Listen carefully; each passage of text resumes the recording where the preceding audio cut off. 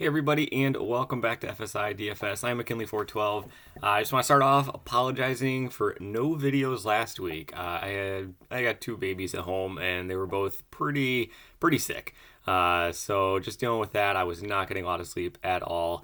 My partner TK, he got married last week. So big shout out, congratulations to him. But moving forward, hope to have these videos back. It was just a very chaotic week for both of us. So we did have a couple of people reach out to us, and we really do appreciate the kind words. But yeah, so we're back. 3-game slate. Let's just kind of dive right into it. I don't think there's going to be any salary concerns that we have to be paying attention to in this slate, just because everybody's pretty mid-tier and below. I'm not saying that there's bad teams playing. I mean, there's a lot of solid teams going on, but it's just they're teams that scoring depth on the teams, is pretty strong. So you don't really have those super high salaries. So you can see, center, winger, defense, nobody's over 8K on this whole slate. And you get down into the lower tiers pretty quickly. So let's just go game by game. Let's just go over the odds for here real quick. Carolina's the biggest favorite on the slate at -188. Buffalo's second largest favorite at -146, and St. Louis at home -120. Pretty much pick 'em game there. But pretty much all the home teams are favored. Over-unders, Buffalo, Detroit is supposed to see a little bit higher. Expected to see more goals here tonight. It doesn't shock me too much. Buffalo's offense has actually looked pretty solid here over the course of the season. And on the flip side of things, Buffalo's defense, they're missing half of their starters. They're missing Ilya Lyubushkin, they're missing Yoki Haru, and they're missing Matthias Samuelsson. So, three pretty big guys to their defensive core. Obviously, they still have Dahlin and Power and Bryson there, but still, when you're missing half of your defense, doesn't matter who you are, that hurts. So that game should see quite a few goals. And we'll just kind of start off talking about that game. Tage Thompson, I think, is going to be your first guy that you're going to be plugging in, especially in cash games. I think this is probably going to be the play that you want to go. Even in GPP, I think he's got tremendous upside. He's been shooting the puck like crazy. 8 shots in both of his past 2 games. 27 shots attempted as well. So that's pretty unreal. They were playing from behind in the third period in both of those games, and when they did that, he kind of just took over the game in both of them. So are they going to be behind in the third period again this game? It's possible. I mean, they're not a super large favorite. I mentioned half their defense is missing, so they might rely on Tage Thompson to be continuing to shoot the puck at a crazy amount. 6.1K. It's still too cheap for him, all things considered. So Tage Thompson would be the first guy to be targeting from there. You go with one of his line mates, Alex Tuch, at 7-1. It might be a little pricey for me. Not a whole lot of interest there. I would much rather save $2,000 and go down to Jeff Skinner. Skinner skates with Thompson. He skates with Tuch. They all skate on the same power play unit. So really, if you want to do a full line stack, that's totally okay in GPP. In cash games, I probably won't do a full line stack of these 3 guys. If you want to go a little bit lower down in the salaries for Buffalo, Olofsson, he's probably your best boomer bust kind of darling. He's scoring his goals on the power play. He's got his office. We always talk about the Ovechkin office, but Olofsson's got his office as well on the power play. One of the best shots, best slap shots in the league. But outside of that, he's really not doing anything at 5v5. So there is a definite floor to him. Basement floor is what I'm trying to say. Dylan Cousins. The Cousins and Peterka line has looked so good so far this season. So maybe you want to dabble in with sprinkling one of these 2 guys, especially in GPP. Would not shock me if JJ Peterka and Dylan Cousins get on the score sheet here tonight. And they're both 3.5K or lower. On the other side of things, Detroit. I have interest in Detroit here too. Like I said, Buffalo's missing half of their defense. It's not the strongest defense in the first place. They allow a lot of odd man rushes. Dylan Larkin's probably going to be where everybody's going to be heading towards. But maybe, Buffalo takes a concerted effort to, really just shut down Dylan Larkin and Lucas Raymond, that top line of Detroit. So maybe turning towards the second line could be of interest to you. Kubalik and David Perron. These would be the 2 guys that I would be paying attention to. So Perron, 5'5", you can see what he's done. I mean, it hasn't been spectacular, but this is still a guy, who has shown over the course of his career he can get on the score sheet. He has no problem with that. 5.5K is not going to burn you. He's still averaging 10 DK points a game, all things considered. And he skates on the top power play unit. Buffalo's penalty kills looking a little dicey lately.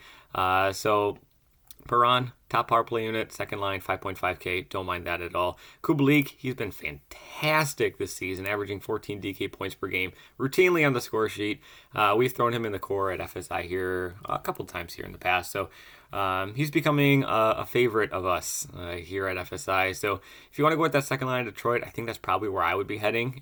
If I was going to be building like cash games, GPP, then I would probably be going more towards that top line of Larkin and Louis Raymond, and going on from there. Maybe pairing it with a Moritz Seider on D. Don't mind that. Mata had a crazy hot start. He slowed down a little bit. But yeah, I think goals are going to be scored in this Detroit-Buffalo game. To Carolina. Carolina, their power play units, I think I want to talk about that first. Noesen, 2.9K. He was skating on the top power play unit for Carolina. It will remain to be seen. Check morning line skates. I'm doing this before morning practices for all these teams, so please check those out. But as it stands, 2.9K for Noesen, skating on the top power play unit. He's got a floor of 0, but I mean, at this bare minimum price, you're kind of looking for just kind of opportunity, and that is a fantastic opportunity. Netchas at 5'2", he's still criminally underpriced. He's another guy that we've been targeting really hard here at FSI. He's becoming FSI legend territory just because of how good he has been so far this season, and we're continually getting him at under 10% ownership. He's at home, so I'm a little downfall a little bit. I'd much prefer him on the road, given like line matchups and everything, but still, at 5.2K, you really can't go wrong with him. So maybe you don't want to go Perron, maybe you go with Netchas here instead. He skates with Kotkaniemi in the center, and Svechnikov on the left wing. So Netchas and Svechnikov, they both skate on the top power play unit together, and they're skating with Sebastian Aho, Teuvo Teravainen, and those guys. Speaking of Teravainen, 4.2K, he's finally back at home. Skates on the top line, skates on the top power play unit next to Sebastian Aho. Seth Jarvis plays on the right-hand side of this line. But, it wouldn't shock me if they can do pretty well here. As long as they kind of avoid Evgeny Kuznetsov. He's a pretty solid defending center. But Teuvo Teravainen, 4.2K, top line, biggest favorite on the slate. Top line, top power play unit. He can shoot the puck. He's historically been, solid offensively. I think it's a great opportunity for you guys to go there. On defense for Carolina, you can pretty much go anybody. Don't go to Han, maybe. But, I mean, their guys are just so good at just kind of like providing a nice floor for you in both shooting the puck and blocking shots. They get on the score sheet quite a bit, with assists and secondary assists. So, really, you can't go wrong with Carolina D. Don't mind them there. On the Washington side of things, this is my least interested team on the entire slate. Carolina just limits so many shots. They limit shots against. They have the third fewest shots against per game in the entire league. This is how it's been. This is how they run their system for the past 5 years. They just shut teams down offensively. So I really don't have a whole lot of interest at all on the Washington sides of things. Oshie, he's day-to-day. Pay attention to him. But Sheary, he skates on the top line. Johansson, he's on the second line, but skates on the top power play unit with Ovechkin and everything. He's only 3K. So, I mean, the value is definitely there. They got priced down a bunch because of the matchup and everything. And, they're going up. It's probably going to be Freddie Anderson in net for Carolina, who, he's got a sub-900 save percentage so far this season. That is not good. 896 save percentage. You're looking for guys that have 910 to 920. That's great. Anything sub 900, it's so he has not had a good season at all. So maybe Washington can pump some goals in, whether it's on the power play or whatnot. But there's some value in Washington.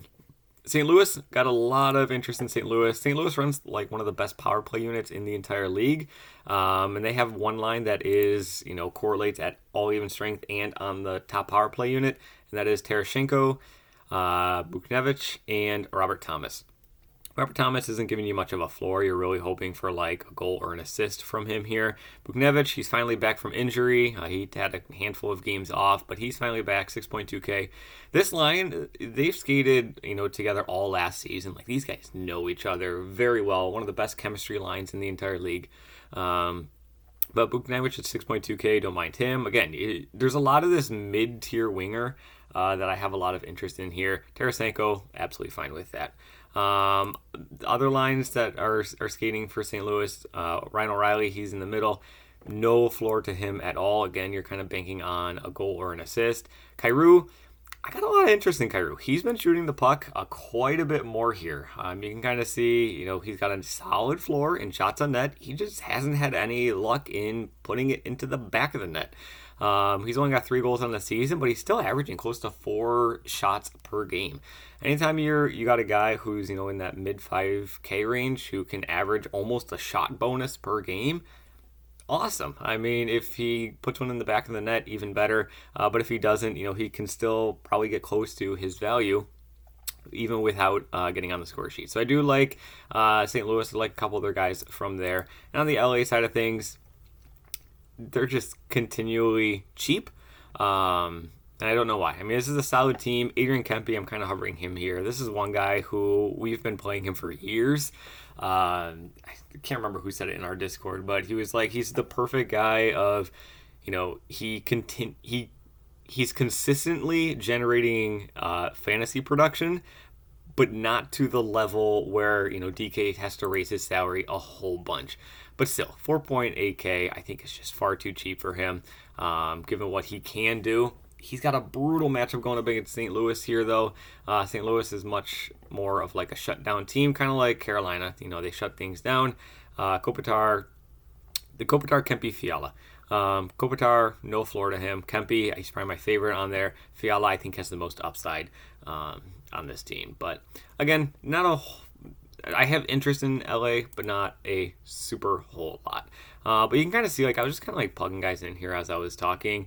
Let's just throw in like a mid-tier goalie. We'll just throw in Anderson. I know I got Kubalik in here, but I just wanted to show you like the salary. 5.1K for the remainder of your guys. Totally fine with that. You're not going to have any issue finding that out. On defense, a popular thing that we've been doing so far this season, and it's been working very well, is just going a little bit cheaper at defense. At least with one of your guys. Find a guy who, is a shot blocker, who is facing off a team who shoots the puck a ton. Maybe get some penalty kill minutes, sees a lot of ice time. So maybe look towards, the Washington defenders. Who on the Washington defense is, a big shot block guy who is cheap and can also, maybe get a goal or an assist. Nick Jensen. This is the guy. You can kind of see he's been hovering or flirting with that shot block bonus in 4 of his past 5 games here. He sees a ton of ice time, especially if John Carlson is out again. He's going to see 20 plus minutes per game, 3.5K. He can get on the score sheet, whether it's a goal, whether it's an assist. He shoots the puck some. Nick Jensen, 3.5K could be a popular play for you there. So now you're looking at 5.7 remaining. Now, this is you want to make sure you're correlating. I got guys all over the place here. You want to make sure that you're correlating. Netchus and Teravainen, they skate on different lines. Jensen, Kubalik, Thompson, they're all one-offs and everything. But make sure you're correlating.